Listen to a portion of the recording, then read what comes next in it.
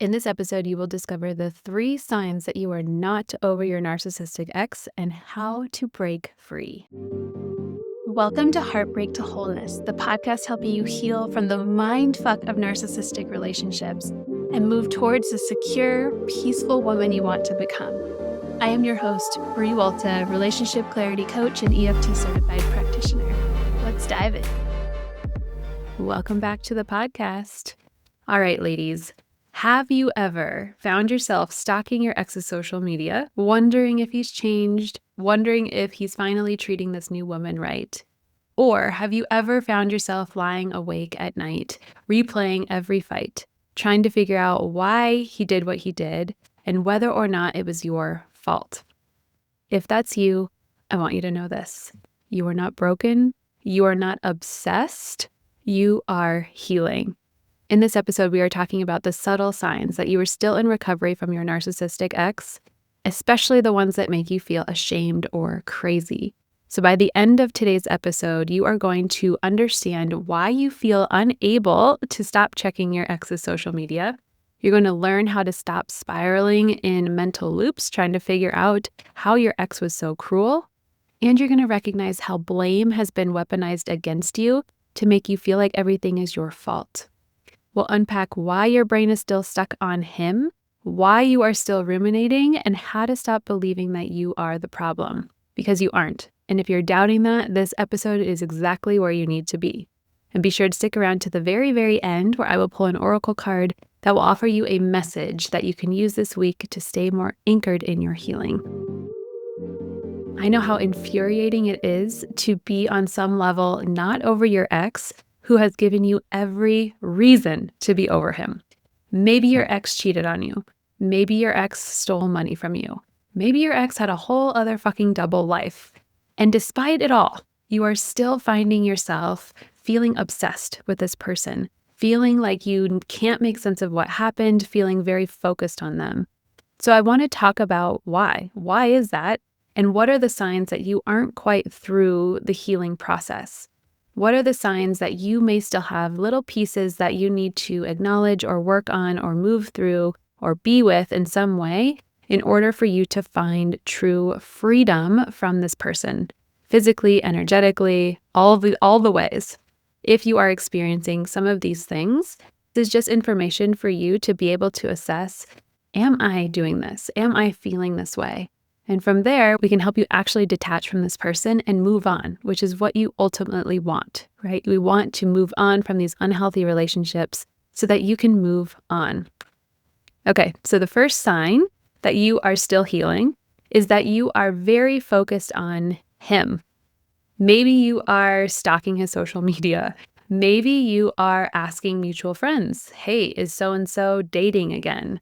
Maybe you're looking on WhatsApp to see when the last time was that he was online. In all of those cases, you are focused on him and what he is doing. And by the way, if you're doing this, there's nothing wrong with you. This is a very normal part of the healing process. It just means that you are still in the healing process. And the first thing that comes up from clients when they're doing this is a fear that they are obsessed with the person, that they're never going to be able to let go of what he's doing. And what I want you to know is that you are not obsessed. You are just searching for answers. You are trying to make sense of something that doesn't make sense. So let's take the example of him cheating on you. If you were cheated on, it's first of all a very jarring experience to believe that your partner was in love with you, that they told you that you are their everything, that you were building a life together, you live together, maybe you have kids together, and then to find out that they had another relationship, another sexual relationship with a woman is horrifying. It's so painful. And so if you have experienced that, part of you might be looking for the answer why. Like, where did the thing go wrong? And is he even capable of love? So by searching on his social media and you're looking and you're seeing that he's in a new relationship, part of what might be happening is that you are trying to figure out if he is going to be the same person with her as he was with you, or were you the problem, right? You're looking for the answer to what happened in the relationship. And what starts to happen when we look on social media specifically is we see the highlight reel. We know this. We know that people only post the good stuff, and then we make stories about what that means. For example, let's say that he's posting a picture of him and his new girlfriend on a boat. And let's say that you always wanted him to take you out on a boat, and you always wanted to sail away into the sunset and drink your champagne and eat strawberries on this boat. And you had talked about doing that. You'd wanted to do that. He'd promised that for you. And you see that picture on social media. It's infuriating. Fucking through the roof, right? You're infuriated. Rightfully so. But what also happens is you start to make up the story that, oh, he's capable of doing this with another woman. He must love that woman more. She must be better, more enough, more worthy, more lovable, insert whatever quality that you wish you had. And he's finally found true love. He's finally treating her the way that I always wanted to be treated. What is wrong with me? Is he actually able to be in a healthy relationship? It looks like they're really happy. How come I didn't get that happy version of him? Where did that happy version go?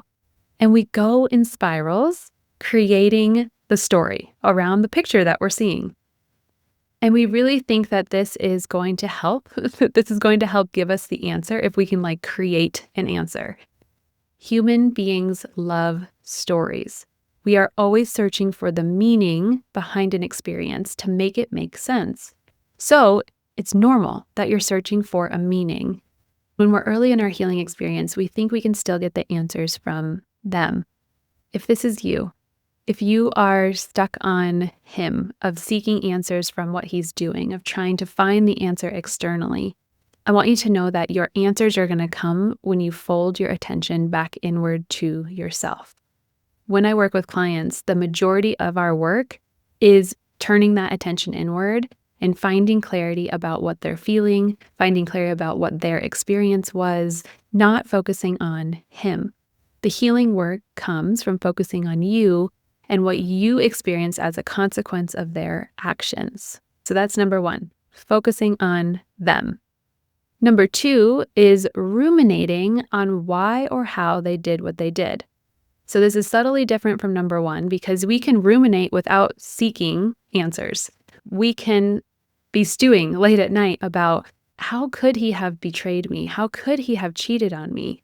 What type of person does this? I thought that I was in love with somebody and that I was spending my life with somebody. And in reality, I was sleeping next to this person who was leading this whole other double life.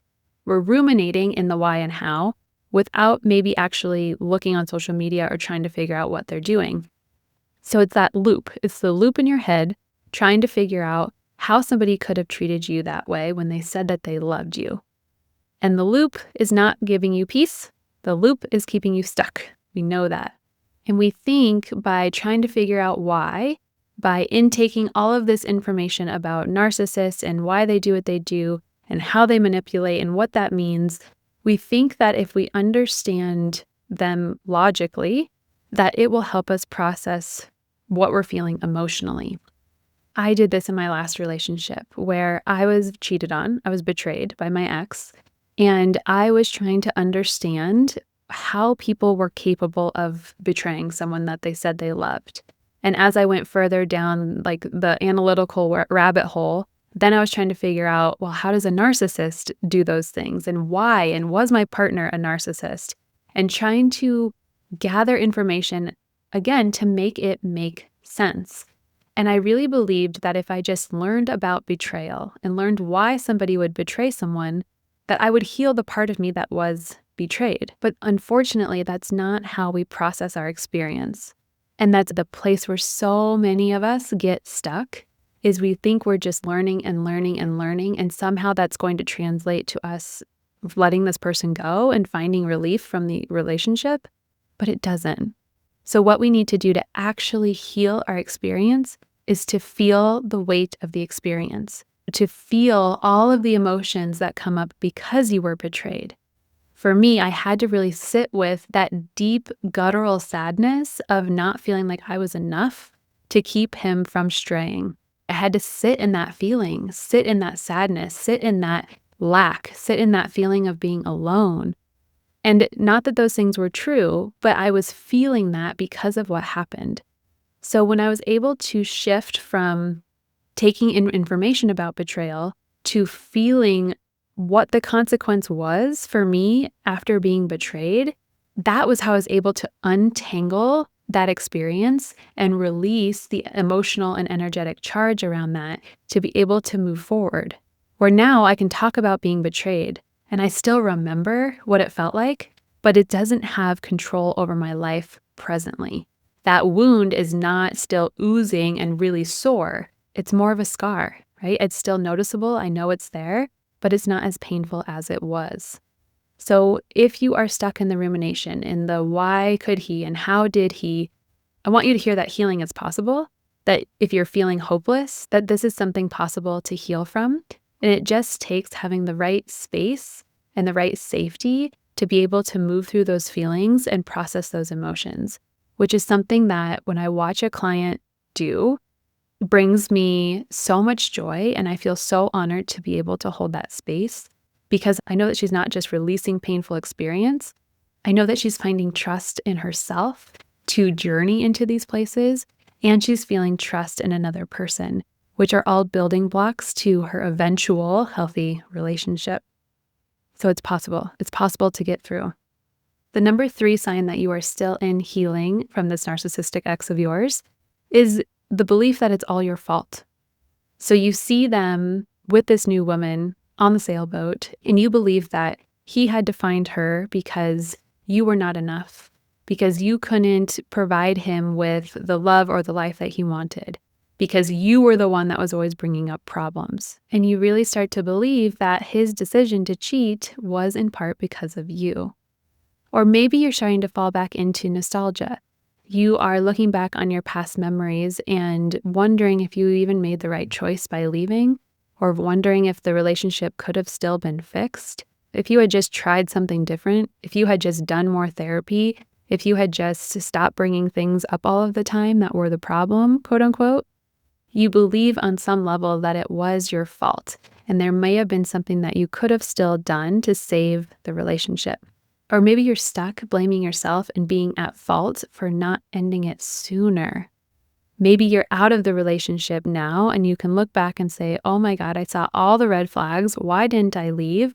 And you start to blame yourself. You start to think that the reason that the relationship went to the length that it did was somehow all because it was your fault and didn't see it, didn't fix it, or didn't leave soon enough. So why do we go here? Why do we go to this place of thinking that it's all our fault? Because I did too.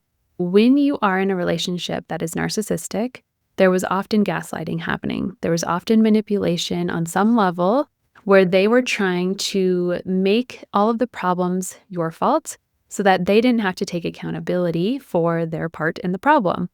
If you think about it, it's very convenient for everything to always be your fault because then they don't have to step up. They don't have to actually solve the problem. It's just blame shifted back to you. You're the problem. You're the problem. You're the bad guy. When you are being told that over and over and over again in a relationship, often very convincingly by a person who says they love you, you of course start to wonder if what they're saying is true. Gaslighting very slowly dismantles the trust you have in yourself. It dismantles your reality, your inner compass. Gaslighting spins you around, confuses you, tells you you're not enough and you're the problem, and you start to believe it. And I'm meaning like the whole relationship was my fault. The ending was my fault, right? These very big catastrophic beliefs of fault. Not like this is something I can take accountability for, because that's a very healthy place to be as you're recovering. But if you're still in that catastrophic, it's all my fault, that's a sign that you are still in recovery. What we do as we heal from these relationships is we start to take that catastrophic, this is all my fault, piece it out, untangle, and see the places where you can actually take accountability and see the places where you need to hold the other person accountable for their choices and their behavior. If you were like me in this toxic relationship that I had, I was taking all of the responsibility. And so we want to give some of that back to them. When you have that safe place, that safe person that can help validate your experiences and really piece out like what went on here? What clarity do I need to find about my behavior or his behavior in order for this to make sense on why this relationship happened this way? and how for you to make sense not to bring your patterns into your future relationships. It just takes some time and intentionality and a whole fuck ton of clarity to move to that place where some things were my fault, not everything was my fault.